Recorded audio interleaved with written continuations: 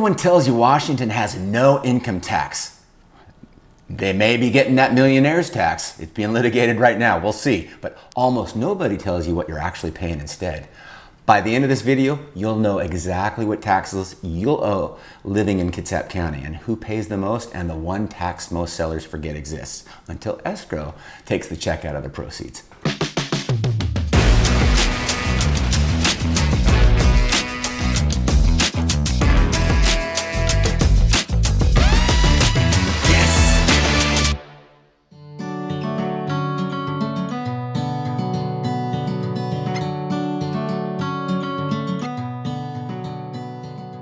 Here's the common take. Washington has no income tax for now, so it must be a tax haven. That's the bumper sticker version. The reality is more interesting and a lot more useful when you're actually trying to figure out what your monthly costs are going to look like. Per ITEP, the Institution on Taxation and Economic Policy, Washington has one of the most regressive tax structures in the whole country. The state didn't eliminate the burden, it shifted it from income onto property and onto consumption. That's the contrast nobody tells you up front. And if you're moving here from California, Oregon, Idaho, or Texas, you need to understand which side of that shift you fall on, because for some buyers, Washington saves them 5 figures a year, and for others, it's neutral, and for a handful, it's slightly worse. I'm James Bergstrom, founder and broker of Paramount Real Estate Group. I sell homes in Kitsap County every week. That means I see the line items, every property tax bill at the preview, every closing disclosure at signing, every settlement statement when sellers cash out. So this isn't just theory, it's what shows up on the page. So over the next 25 or so minutes, I'm going to walk you through 7 things. The no income tax math and what it actually saves you, how Kitsap property tax works and why 2 identical homes 1 mile apart can have wildly different tax bills, the 9.5% sales tax reality, and what's exempt that you didn't know about, the real estate excise tax that catches almost every first-time Washington seller off guard, the senior and disabled exemption that 30 to 40% of eligible Kitsap homeowners never apply for, the stealth levies stacked onto your tax bill, and then the hidden trade-off. The one move that saves the most money long-term, and it's not what you think. Washington has 0 state income tax. California taxes income up to 13.3% at the top bracket. Oregon up to 9.9%, and Idaho around 5.8%. Texas matches Washington at 0. So for high earners, that gap is the single largest line item difference between states. Let's run actual numbers. A married household earning $200,000 in San Jose pays roughly $14,000 to $18,000 a year in California state income tax depending on deductions. Move that same household to Kitsap and that line goes to 0. From Portland, the same household saves about $11,000 a year, and from Boise around $5,000. From Texas, nothing. You're already at 0 on income. But, and this is the part most relocation videos may skip, you don't pocket the full amount. Some of it gets clawed back through a higher property tax and the 9.5% sales tax I'm going to cover in a minute. So the real question isn't, do I save on income tax? It's what's my next tax burden after the shift? So for most households earning over about $80,000 a year, the net is still positive, sometimes substantially. For households making under $50,000, the shift can actually go slightly negative because Washington's regressive structure hits much lower earners proportionally harder. This is the math you'd run if you were treating yourself like a business. Most people don't. You see, they anchor on the property tax sticker number and panic, or they hear no income tax and skip the rest of the math. Both groups make the wrong move. The right move is to run the full picture before you sign anything. Speaking of property tax, let's talk about why 2 homes 1 mile apart can have a $1,500 a year difference in their bill. But quick pause first. Hey, if you're contemplating moving up to Washington here, I have an incredible relocation website. It's livingbeyondseattle.com. It also has a downloadable PDF version of all sorts of information that can be very beneficial and helpful to your move. Check it out, it's free in the description below. Kitsap County's combined property tax rate runs roughly $10.50 to $11.50 per $1,000 of assessed value. So depending on which taxing district your home falls inside, median Kitsap home in 2026 sits around $565,000. Multiply that out and you're looking at roughly $5,900 to $6,500 a year in property tax. So here's the move most buyers miss. Don't trust the Zillow number. Zillow estimates property taxes from a rough assessed value and a countywide average rate. It's often wrong by hundreds and sometimes over $1,000 a year. So before you make an offer, pull the actual parcel up on the Kitsap County Assessor's website. Search by address, click into that parcel detail and look at that tax levy distribution. You'll see the exact rate for that specific property based on every taxing district it sits inside. Compare that to King County. King County's median home in 2026 is around $943,000. Their combined rate runs about 11.20 per thousand. So King County median tax bill is over $10,500 a year, and Kitsap median is roughly $5,900 to $6,500. The rate, it's similar. The assessed value is the big difference. This is why we're moving from King County, usually pencils out, to the headline rate is comparable. The bill isn't, and inside Kitsap, your specific bill depends on which taxing district you land in, and that's the next layer. Now, here's the tax everyone sees every day, and most people don't understand. Washington State's base sales tax is 6.5%. Kitsap County and local cities add another roughly 2.5 to 3% on top of that.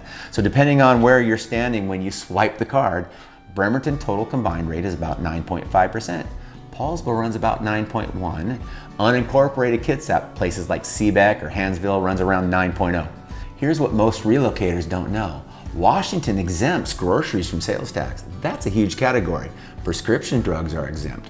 Most professional services are not taxed. So that 9.5% isn't hitting every dollar you spend, it's hitting the discretionary side. Where it does hit hard, vehicles. If you buy a $30,000 car in Bremerton and you're paying $2,850 in sales tax at the dealership, buy it across the bridge in Oregon to dodge the sales tax? Washington's use tax catches you when you register the plate, so don't bother. For a typical Kitsap household spending around $25,000 a year on taxable goods, sales tax burden is roughly $2,400 a year. That sounds painful until you compare it to California, which combines a similar sales tax with state gas taxes, vehicle registration fees, and the income tax we've already covered. Net out the comparison, and most relocators still come out ahead. Sales tax is the most visible Washington tax. You see it on every receipt. That visibility is psychological. It feels worse than property tax even when it's costing you less in dollars. So don't make decisions on which tax stings the most. Make them on the total annual outflow. All right, that covered the buyer side. Now I want to talk to the sellers out there in the audience because there's a tax almost nobody is prepared for. Washington has a graduated real estate excise tax, and that's paid by the seller at closing. On the first $525,000 of sale price, the state portion is 1.1%, and the county adds 0.5%. Combined, you're paying 1.6% on that tier. From $525,000 up to about $1.5 million, the state portion climbs to 1.28%, and the county half point, and you're at 1.78% on that band. From 1.5 million up to about 3 million, the state portion is 2.75%. Combined with the county, you're at 3.25%. Above 3 million, you're at 3% state, 3.5% combined. So heads up for sellers, real estate excise tax is layered on top of agent compensation, title, and escrow fees, and any prorations. On a $600,000 Kitsap sale, your real estate excise tax loan is about $9,600.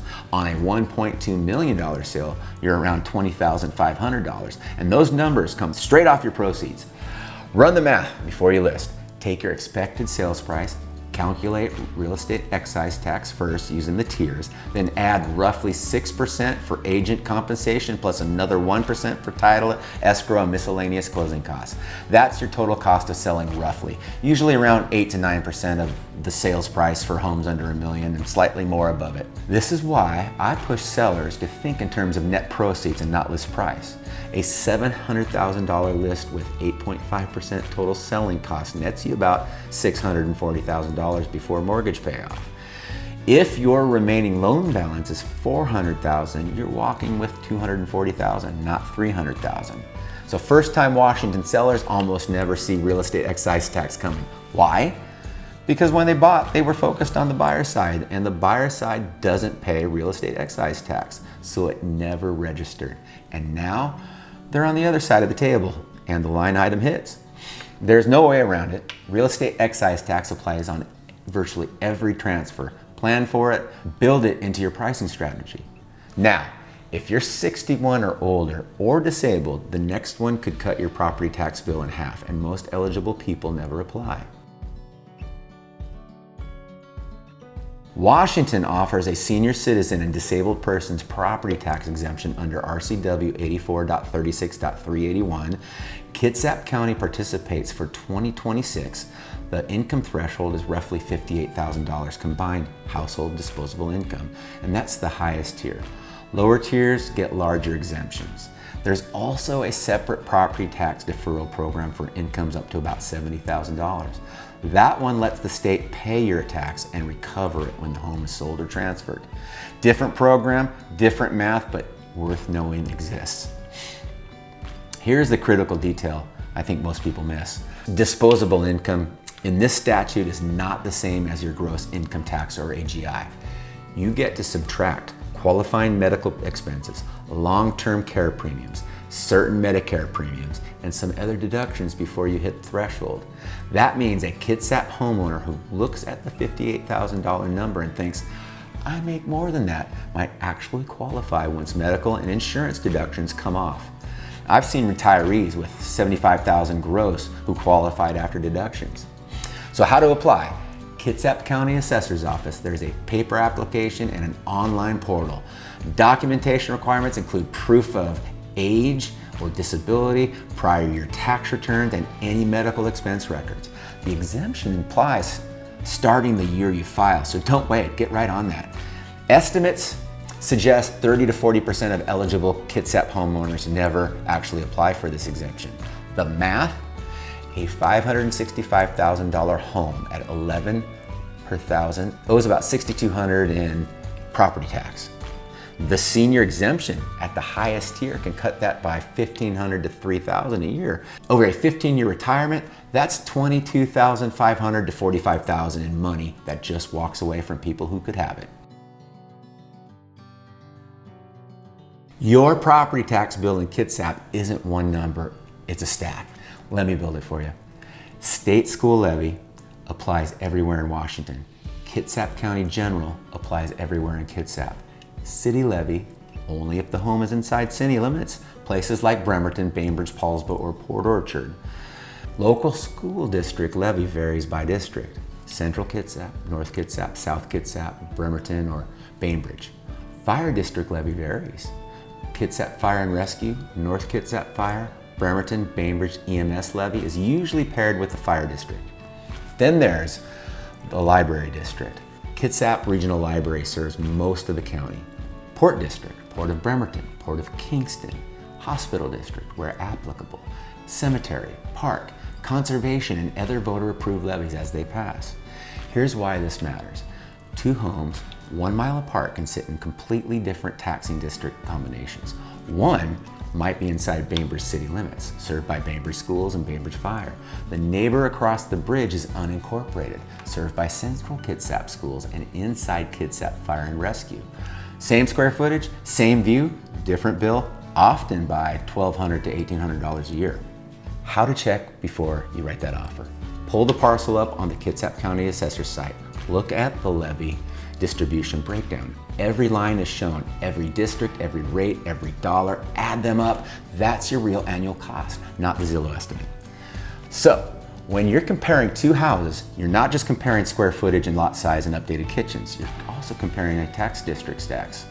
The buyer who skips this homework pays for it monthly for the next 20 to 30 years. The buyer who runs it puts $30,000 to $50,000 back in their pocket over the life of the ownership. Okay, last point, and this is the one I wanted to save for the end because it changes how you think about the whole game. Here's what nobody tells you. Washington's tax structure has winners and losers, and the dividing line isn't income, it's behavior. Washington rewards three behaviors: earning a W-2 paycheck, owning your home long-term, and consuming services rather than taxable goods.